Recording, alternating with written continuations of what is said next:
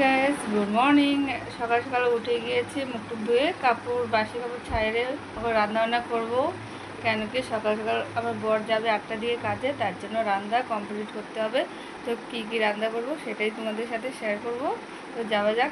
দেখতে পাচ্ছ আমি ভাত বসায় দিচ্ছিলাম, ভাতও হয়ে গেছে, নামাই নিব ভাতটা। ভাত নামা নিয়েছি, মাছগুলো হলুদ তেল দিয়ে মাখিয়ে নিয়েছি, এখন ভাজিয়ে নেব। তেল গরম করে নিয়েছি এবং মাছগুলো ছাড়িয়ে দেবো। ভাজা ভাজা হোক, এদিকে আমি মশলাগুলো করে নিচ্ছি। ভাজা ভাজা হয়ে গেছে, নামা নেবো। দেখতে পাচ্ছ কত সুন্দর কালার হয়েছে। এইভাবে ভাজা ভাজা করে নেবে। আমি মশলাগুলো বাটিয়ে নেবো। নিয়ে নিয়েছি কাঁচা লঙ্কা, শুকনো লঙ্কা, জিরা, ধনিয়াগুলো বাটিয়ে নেবো। এখন জিরাগুলো দিয়ে দিলাম, ধুয়ে রাখছে সেগুলো দিয়ে দিব।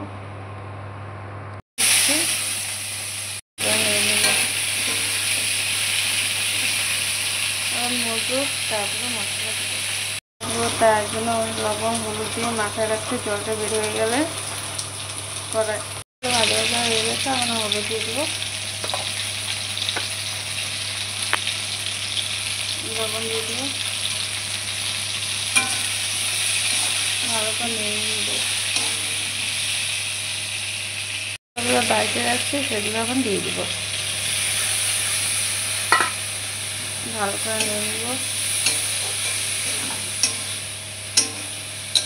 এখন একটু ভাজা ভাজা হোক, তারপরে জল দেবো। ভাজা ভাজা হলে জল দিয়ে দেবো।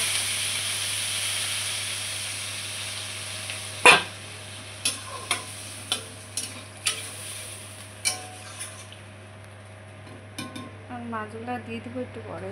উঠে গেছে, মাছগুলো আমি দিয়ে দিব।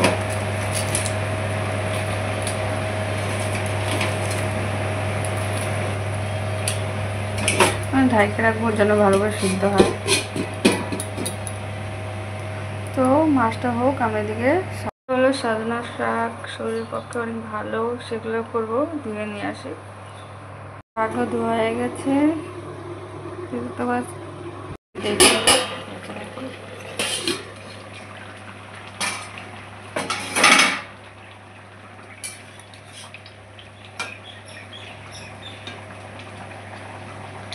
হয়ে গেছে। দেখতে পাচ্ছ আলুগুলোও সিদ্ধ হয়ে গেছে, ঝোলটাও শুকিয়ে গেছে।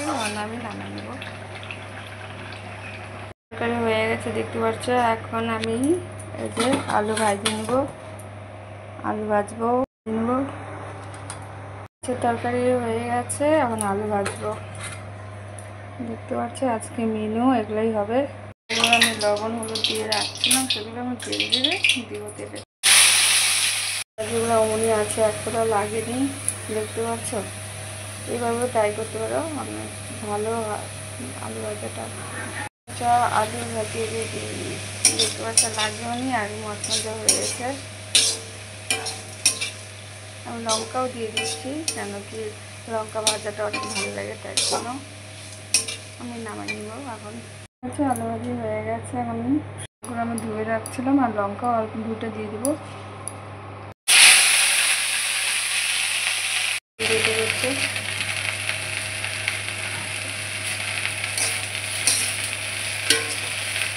আমাদের মেনু মাছ, বড় মাছ, শাক, সজনা শাক আর আলু ভাজা। এখন বাসন ধোয়া গেছে, এখন গ্যাসটা মুছে নিচ্ছি।